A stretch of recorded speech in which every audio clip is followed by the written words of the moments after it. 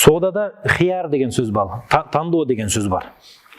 Мисалы, бирөөнүн машинасын сатып алды. Акчаны берди, кол келишишти.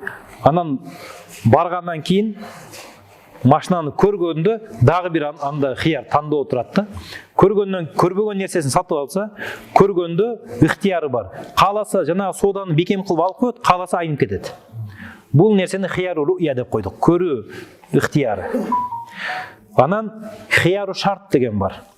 Шарт коет. Мен ушуна ыктыяры шарт коём. Сенин машинаңды сатып алам. 3 күн ал машинаны айдап көрөм. Эгер мага машина жакса, биз келишилген соода ошол бойдон күчүндө калат. Машина меники болот. 3 күн эгер 3 күн ичинде жакпаса, кайра алып келип тапшырам. Сен кайра алып мага акчаны кайтарып беришиң керек деген шарт коюлат. Ушул соодада дурус нерсе. Эки тарап тең ушундай кылып шарт кылса болот.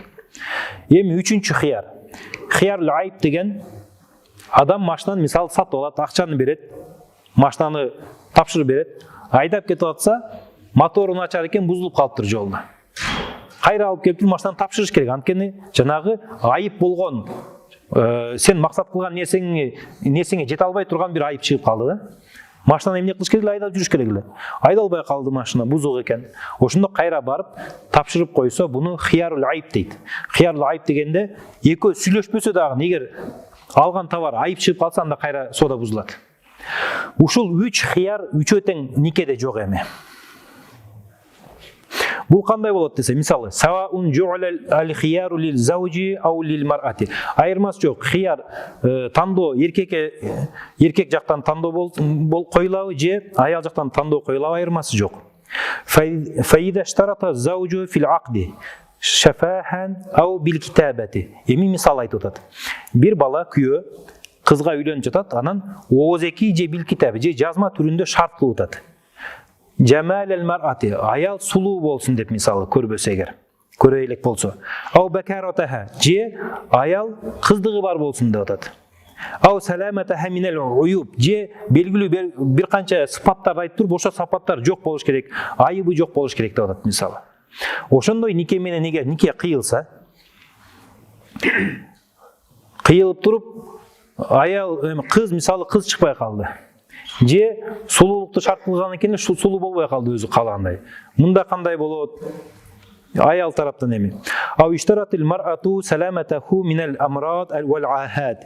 Аял киши бир канча оорундан мисалы оорусу жок соо болсун деп айтты, шарт кылды.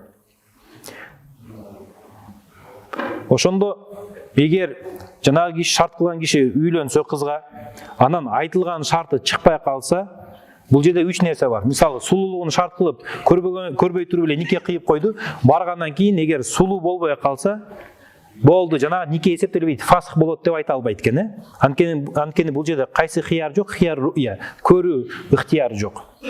Экинчиси, мисалы, мен кыз болсун деп шарт кылдым эле, кыз эмес экен деп кайра кайтара албай калат. Нике ошол бойдон, махр ошол бойдон, калым ошол бойдон кала берет. Ушул сыяктуу нерселер. Аял киши дагы бир канча мисалы айыптарды айтып, ушул айыптар, ушул шарттар болуш керек, болбосо мен турмушка чыкпайм деп, турмушка чыккандан кийин, нике кыйылгандан кийин жанагы шарттар эгер табылса, жок болуп калса, баары бир никени буза албайт экен. Фал-акду сахихун ва шарту батилун.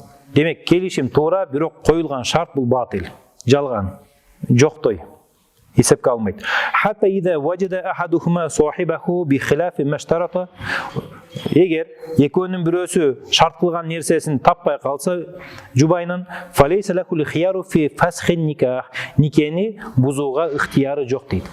Эми нике бузуу маселеси боюнча нике же фасх болот, же талак болот да. Же талак менен бузулат, же фасх аннулировать этет, күчүн жоготот. Же өлүм менен. Анда нике такыр эле негизи токтойт деген сөз. Ошондо мисалы эки жубайдын бирөөсү эгер ридда болуп динден чыгып кетсе, никеси дароо бузулат. Аны фасх деп атап коебуз. Талак деп эсептелбейт. Бирок аялы күйөөсү менен жашагысы келбейт, күйөөсүн айтып атат: "Мен сага берген калыңыңды кайра кайтарып берейин, мага талагыңды бер" дейт.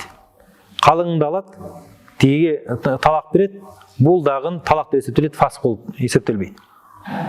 وإنما يكون الخيار بشروطه للمرأة إذا وجدت زوجها عنينا أو نحوه. Bir gana uçurda, misалы аял киши күйөөсүнө шарт коюп атканда, анин болбосун, төшөктө жарабаган болбосун деген эгер шарт койсо, анан ошол шарт табылбаса, анда ажырашканга укугу бар дейт аялдын.